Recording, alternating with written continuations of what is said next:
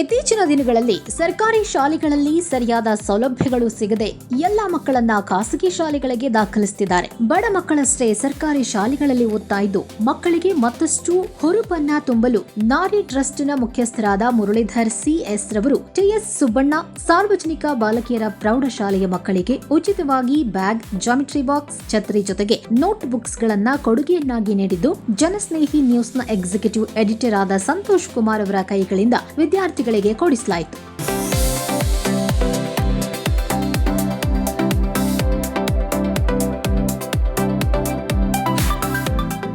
ಇದಿಷ್ಟೇ ಅಲ್ಲದೆ ವಿಶ್ವ ಪರಿಸರದ ದಿನಾಚರಣೆಯ ಅಂಗವಾಗಿ ಪರಿಸರಕ್ಕೆ ಸಂಬಂಧಿಸಿದ ಚಿತ್ರಕಲೆಯನ್ನ ಹಾಗೂ ಪ್ರಬಂಧ ಸ್ಪರ್ಧೆಯನ್ನ ಏರ್ಪಡಿಸಲಾಗಿತ್ತು. ಮಕ್ಕಳ ಚಿತ್ರಕಲೆ ಹಾಗೂ ಪ್ರಬಂಧವನ್ನ ನೋಡಿ ಎಂಥವರು ಒಮ್ಮೆ ಬೆರಗಾಗುವಂತಿತ್ತು. ಪ್ರೌಢಶಾಲೆಯ ಮಕ್ಕಳ ಜ್ಞಾನ ಹಾಗೂ ಇವರ ಆಲೋಚನೆ ವಿಶ್ವವಿದ್ಯಾಲಯದ ಮಟ್ಟದಾಗಿತ್ತು.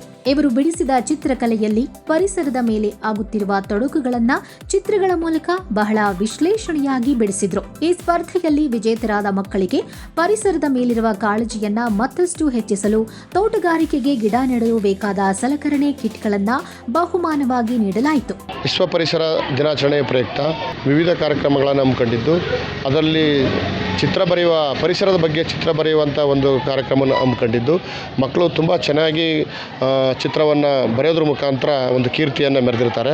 ಈಗಲೇ ಅವರು ಡಿಗ್ರಿ ಮಟ್ಟದಲ್ಲಿ ಮಕ್ಕಳು ಹೇಗೆ ಚಿತ್ರವನ್ನು ಬರೀತಾರೆ ಪರಿಸರದ ಬಗ್ಗೆ, ಅಷ್ಟರ ಮಟ್ಟಿಗೆ ಇಲ್ಲಿ ಚಿತ್ರ ಬರೆಯುವಂಥ ಕೆಲಸವನ್ನು ಮಕ್ಕಳು ಪ್ರೈಮರಿ ಸ್ಕೂಲಿಂದನೇ ಕಲ್ತ್ಕೊ ಬಂದಿರೋವಂಥದ್ದು ಅಂತೇಳಿ ಈ ಸಂದರ್ಭದಲ್ಲಿ ಹೇಳೋದಕ್ಕೆ ಇಷ್ಟಪಡ್ತೀನಿ. ಅದಕ್ಕೆ ಸಂಬಂಧಪಟ್ಟಾಗೆ ನಮ್ಮಲ್ಲೂ ಕೂಡ ಚಿತ್ರ ಬರೆಯೋದಕ್ಕೆ ಈ ಇಂಪ್ರೆಷನ್ನ ಅಥವಾ ಉತ್ತೇಜನವನ್ನು ಕೊಡೋಂಥ ಶಿಕ್ಷಕರು ಕೂಡ ನಮ್ಮಲ್ಲಿದ್ದು, ಆ ಮಕ್ಕಳು ತುಂಬ ಚಿತ್ರವನ್ನು ಬರೆದು ಅವ್ರ ಮುಂದೆ ಇದನ್ನೇ ಅವರು ಮುಂದುವರಿಸಿದ್ರೆ ಖಂಡಿತವಾಗೂ ಕೂಡ ಚಿತ್ರಕಲೆಯಲ್ಲಿ ಅವರು ಏನಾದರೂ ಒಂದು ಸಾಧನೆಯನ್ನು ಮಾಡ್ಬೋದು. ಅಷ್ಟರ ಮಟ್ಟಿಗೆ ಅವರ ಚಿತ್ರಗಳು ಕಣ್ಮನವನ್ನು ಸೆಳೆಯಿತು ಅಂತೇಳಿ ಈ ಸಂದರ್ಭದಲ್ಲಿ ಹೇಳೋದಕ್ಕೆ ನಾನು ಇಷ್ಟಪಡ್ತಾ ಇದ್ದೇನೆ.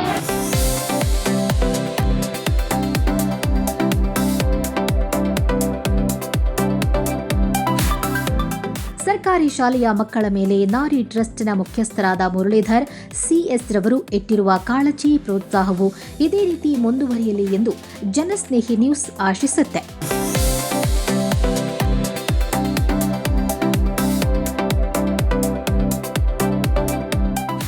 ಈ ಸುಸಂದರ್ಭ ಕಾರ್ಯಕ್ರಮದಲ್ಲಿ ನಾರಿ ಟ್ರಸ್ಟ್ನ ಮುಖ್ಯಸ್ಥರಾದ ಮುರಳೀಧರ್ ಸಿಎಸ್, ಜನಸ್ನೇಹಿ ನ್ಯೂಸ್ನ ಎಕ್ಸಿಕ್ಯೂಟಿವ್ ಎಡಿಟರ್ ಆದ ಸಂತೋಷ್ ಕುಮಾರ್ ಅವರು, ಟಿಎಸ್ ಸುಬ್ಬಣ್ಣ ಶಾಲೆಯ ಮುಖ್ಯೋಪಾಧ್ಯಾಯರಾದ ನಿಂಗರಾಜು, ಶಿಕ್ಷಕರಾದ ಸುಂದರ್ ನಾಯಕ್, ಸೌಮ್ಯ, ಮುನಿಷಾ, ದರ್ಶನ್, ಮಹೇಶ್ ಹಾಗೂ ಮಧ್ಯಾಹ್ನದ ಬಿಸಿಯೂಟ ತಯಾರಿಸುವ ತಾಯಂದಿರಾದ ಸುಭದ್ರಮ್ಮ, ಅನ್ನಪೂರ್ಣಮ್ಮ, ನೀಲಮ್ಮರವರು ಹಾಜರಿದ್ದರು. News desk, Janasnehi news, Talakadu.